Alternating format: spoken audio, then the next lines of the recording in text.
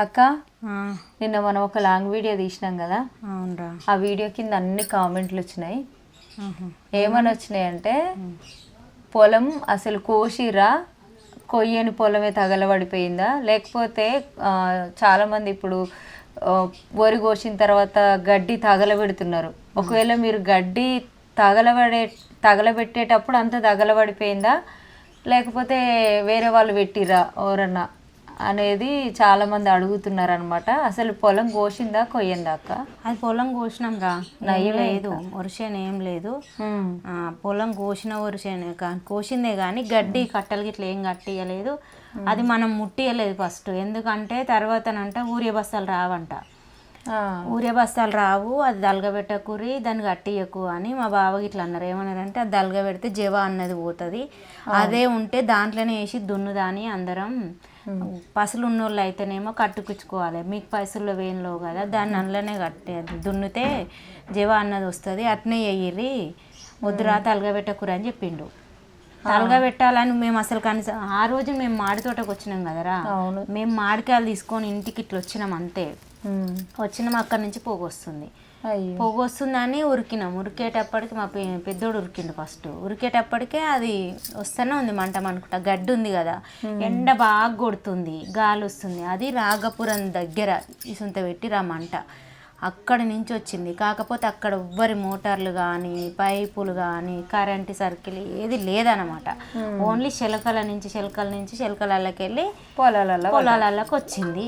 Only గడ్డి వరకే తలగబడింది ఎవ్వరిదైనా కానీ. మాది ఏమైందంటే మా వైరు షాటరు మాకు ఆగలే ఆ మంటిగా ఆగాక అది గడ్డి వరకే కానీ మాది వర్షం ఏం లేదు. వరి కోసినాం, వడ్లు అమ్మినాం, అన్నీ చేసినాం. మళ్ళీ ఇప్పుడు 20వ తారీఖు అది దున్నేదే ఉండే, స్టార్ట్ చేసి దున్నేదే ఉండే. మీదే తలగబెట్టుకురా అంటారు కదా, మేము అస్సలు ముట్టియలేదు. అసలు గడ్డికి దగ్గరికి ఇట్లా ఓను కూడా పోలే, ఎందుకంటే దాన్ని ఏమంటారు, మేము దాంట్లో వేసి దున్ని దాన్ని మురిగినాకనే నాటు పెట్టాలనుకున్నాం గడ్డి. తర్వాత ఇప్పుడు ఊరియా దొరకకపోయినసారి కూడా ఊరియా దొరకక మస్తు లైన్లు కట్టి తెచ్చినాం కదా, ఆ ఊరియా లేకుండా అయితే కొన్ని పనులు అని కొన్ని అగ్రికల్చర్ చేస్తున్నాం కాబట్టి దాని గురించి కొన్ని తెలుస్తాయి కదా. పెండ పోయాలి, కొంచెం పెండ పోసుకుందని, ఇక మందులతోటి ఆధారపడకుండా కొంచెం ఇవి చేద్దామని అనుకున్నాం, అంతేగాని మేమేం అది మన చేతుల నుంచి కాలేదు. కాకపోతే మా కళ్ళతోటి చూస్తుంటేనే జరిగిపోయినది అది. ఇట్లా మొత్తం ఇట్లా చూస్తున్నాం, ఏం చేయలేకపోతున్నాం. దాన్ని ఏం చేద్దామన్నా కానీ ఆ మండలు తీసుకొని కొట్టినాం, నీళ్ళు తీసుకొచ్చి పోసినాం, కానీ అది ఇక మా చేతిలో ఏం లేకుండా పోయింది. మీరు ఇంతగానో సపోర్ట్ చేసి ఇంతగానో మీరందరూ చాలామంది ఫోన్లు చేసి మస్తు మంది మాట్లాడుతారు, ఏడవకక్క, ఏం కాదక్క, ఏం బాధపడకు, మాకు ఫోన్ చేసి అడిగితే అయితే ఒక ఫ్యామిలీ లెక్క. యూట్యూబ్ తరపున ఎంతమంది అంటే మొన్నటి నుంచి నైట్ నుంచి ఫోన్లు అయితే చాలామంది ఫోన్లు చేసి మాట్లాడుతారు, ఏం బాధపడకక్క, నువ్వు చేసేటివే నీకు అక్కర వస్తాయి, నీ పిల్లలకి అక్కర వస్తాయి, నువ్వే టెన్షన్ పెట్టుకోకక్క, అదొక లెక్కగా తీయక్క, నీ రెక్కల కష్టం నమ్ముకొని బతుకుతావు కాబట్టి ఏం కాదు అని అందరం ఉన్నాం అక్క. హేమలత అక్క చాలా మందికి సపోర్ట్ చేసింది, మమ్మల్ని నిలబెట్టింది కూడా హేమలత అక్కనే. అక్కకి ఎప్పుడు మంచిగా జరగాలనే కోరుకుంటాం మేము, కానీ అందరికీ మంచి చేసే అక్కకి ఇట్లా జరగడం అయితే చాలా బాధాకరమైన విషయం. ఎంతో హ్యాపీగా మా దగ్గరకు వచ్చింది అక్క. ఆ రోజు అంతా నవ్వుకుంటున్నాం మేము. ఆ నవ్వు కొద్దిసేపు కూడా లేదనమాట. ఇంటికి వచ్చింది, అది దగలబడిపోయింది, మొత్తం ఏడుపే మిగిలింది అక్కకైతే. నిన్నటి నుంచి అన్నయ్య అక్క అయితే అసలు అన్నం కూడా తినట్లేరు వీళ్ళు. ఇంకా నిన్నటి నుంచి మేమే తిరుగుతున్నాం, ధైర్యం చెప్తున్నాం, ఏడవద్దక్క, బాధపడక అని. ఇంకా మాలాంటి వాళ్ళకి ఎంతో మందికి అక్క హెల్ప్ చేసింది. అందరు కూడా ఫోన్ చేసి మాట్లాడుతున్నారు, ధైర్యం చెప్తున్నారు. నిజానికి అక్క జరిగిపోయింది, మీరు ధైర్యం కోల్పోవద్దు.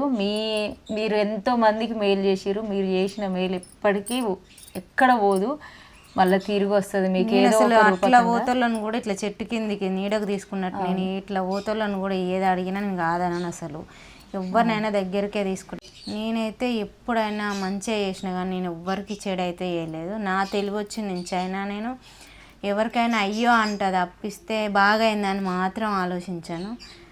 కానీ నా విషయానికి వచ్చేసరికి నాకే ఇట్లా అయ్యేసరికి అది బాధ, చాలా బాధ అనిపిస్తుంది. తట్టుకోలేకపోతున్నా.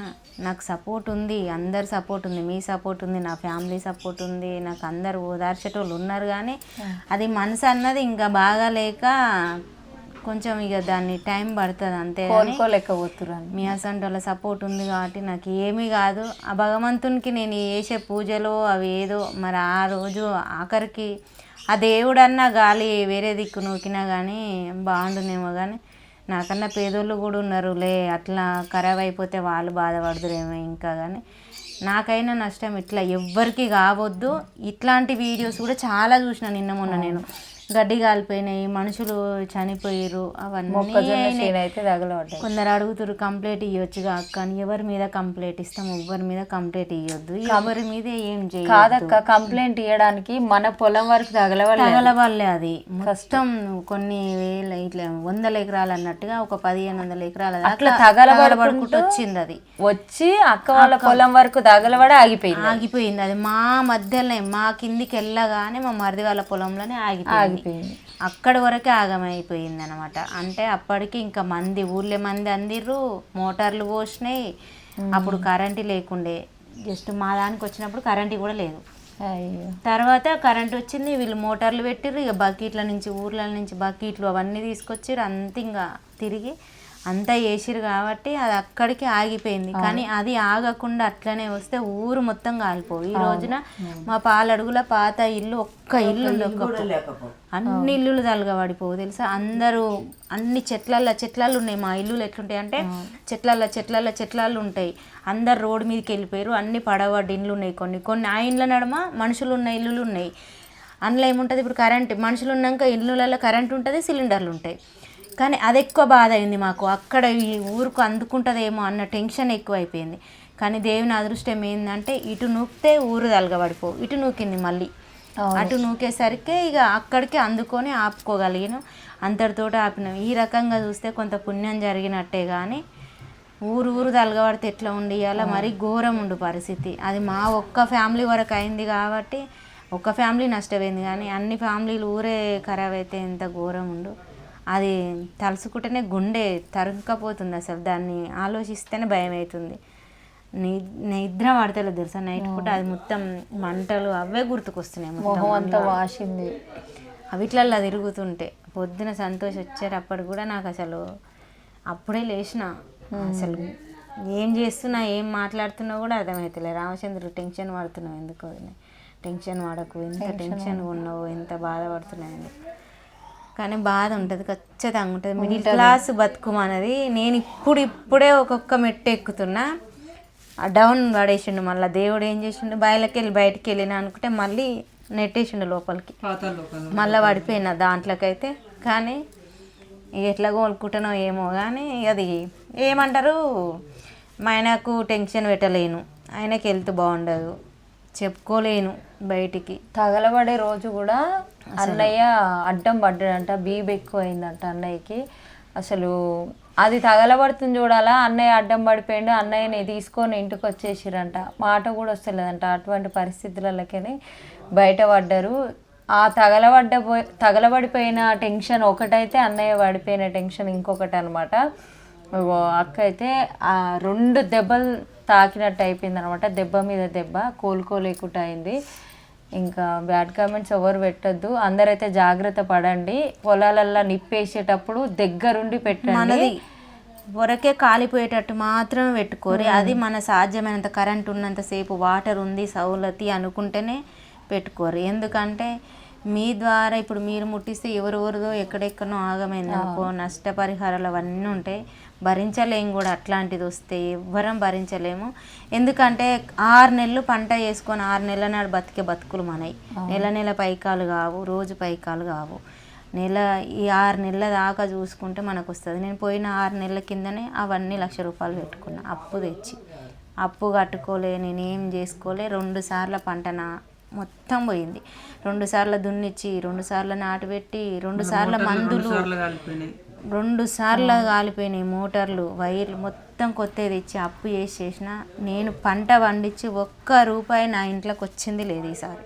నేను ఇంకా బాకీల పాలైన తప్పిస్తే ఆ పంట నాకు ఒక్క రూపాయి కూడా రాలేదు. ఇట్లా నష్టపోయినా, ఇప్పుడు ఈ షాటర్లు ఇవి కాలిపోయి ఇట్లా నష్టపోయినా, అన్ని రకాల నష్టపోయినా నిండా మునిగి ఇక చలి లేదు అని కూర్చుంది ఇప్పుడైతే. కానీ మంటలు పెట్టేటప్పుడు జాగ్రత్తగా పెట్టండి రైతులు ఎవరైనా సరే. కానీ అట్లా పొలంలో గడ్డి తగలబెట్టొద్దట, అది మంచిది కాదు. తగలబెడుతున్నా కానీ ఒకవేళ పొలంల వరకు శలగల వరకే తగలబడ్డాయి, కానీ పసులు ఇప్పుడు బర్రెల దొడ్లు పసుల దొడ్లు ఉంటాయి కదా, అవి ఉంటే తగలబడితే మూగజీవుల ప్రాణాలే పోతాయి అన్నమాట. అంత పాపాలకు ఒడిగట్టుకోకండి. ఎవరైనా మంట పెట్టే వాళ్ళు ఉంటే జాగ్రత్తతోటి పెట్టండి, చూసుకొని ఆర్పేసుకోండి, నీళ్ళు ఇట్లా చల్లండి. కానీ ఇంకా జాగ్రత్త పడండి. అక్క వాళ్ళకి ఇంకా తీసేసిందంటే నేను షాటరు మోటార్ అవన్నీ తీసి పక్కకు పెట్టేసి వచ్చినాం మేము. అంటే అవి కాలిపోలేదు, ఆడుంటే కాలిపోతే ఏమని పక్కన పెట్టేసి వచ్చినాం. అవి పక్కకు పెట్టిరు. అన్నయ్య ఇట్లా అయ్యేసరికి తీసుకొని వచ్చేసినాం. బీబ్ ఎక్కువైందని వీళ్ళు తీసుకొని వచ్చిర్రు. అది కూడా తగలబడిపోయింది. తీసి బాటలు పెట్టింది, అది తగలబడిపోయింది. అదే షాక్. ఎట్లా అంటే నిన్న పొద్దున పోయి చూసేటప్పటికి ఇట్లా పట్టుకుంటే బూడిద వచ్చేస్తుంది.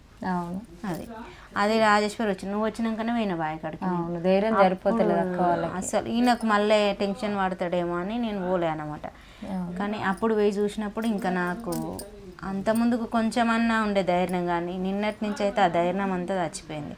అన్నీ పోయినాక ఆ బూడిదని పట్టుకొని ఏం చేస్తా, ఇంకా ఏం చేయలేను అన్నట్టు కూర్చొని వచ్చి.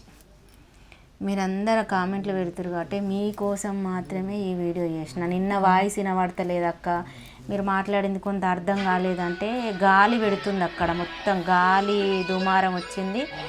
ఆ గాలి దుమారానికి వాయిస్ రాలే మాదనమాట. వాయిస్ రాలేదు నాకైనా. ఇంకా అదంతా కాలిన దాంట్లో నడుస్తుంటే నాకు అసలు కొన్ని నాకు చెప్పడం కూడా ధైర్యం. జుట్టు కూడా అంతా కాలిపోయింది అక్క. ఇంకా నయ్యం మంటలల్లో కురికినాం కదా, అంత ఇట్లా కొరకొరు కాలింది మొత్తం పైన. ఇదంతా ఇట్లా కాలింది, ఇదంతా కుర్లదే మొత్తం. అలా మంటలో కురికితే చీర కాలింది మొత్తం. చీరకైతే జల్లెడ తూట్ల లెక్క ఉంది మొత్తం, కిందంగా మొత్తం జల్లెడ తూట్లు పడ్డది, కాలింది. పోతే పోనీ ఇక మనుషులం మంచిగా ఉన్నాం చాలు, ఇంకా అది పోయినా కానీ మనుషులం అయితే మంచిగా ఉన్నాం అనుకున్నాం. మీ అందరి సపోర్ట్ ఎప్పుడు ఇట్లనే ఉంటే, నేను ఎప్పుడు ఇంత పడిపోయిన దాన్ని లేవడానికి ఖచ్చితంగా మీ సపోర్ట్ ఉంటుంది కాబట్టి నేను లేస్తా అన్న ధైర్యం అవుతుంది. కాకపోతే కొంచెం టైం పడుతుంది కోలుకొని వెళ్ళాలి అంటే. మీరందరూ అంతగానో సపోర్ట్ చేసి నాకు అందరు ఫోన్ చేసి మాట్లాడుతూ చూసినా అది నాకు చాలా మంచిగా అనిపించింది. ఎందుకంటే ఒకరిద్దరు మాట్లాడడం కాదు, ఎంతోమంది నా ఫ్యామిలీ వరకే ఉంటుంది. నా అత్తగారి తరపున అమ్మగారి తరపున మాత్రమే మాట్లాడతారు ఎవరికైనా కదా, కానీ యూట్యూబ్ తరపున ఎంతోమంది చేసి నాకు మాట్లాడినందుకైతే మస్తు సంతోషంగా ఉంది. మీరు ఇట్లనే సపోర్ట్ చేస్తే నేను ఎప్పుడు కింద పడిపోను, నేను పైకే ఉంటాను అనుకుంటున్నాను నేనైతే. ఓకే, మరి ఇంకేమైనా డౌట్స్ ఉంటే కామెంట్ పెట్టండి, అందరికీ రిప్లై చేయడానికి అయితే ప్రయత్నిస్తాం. అందరికీ థ్యాంక్ యూ సో మచ్ అండి. బాయ్ బాయ్ మరి.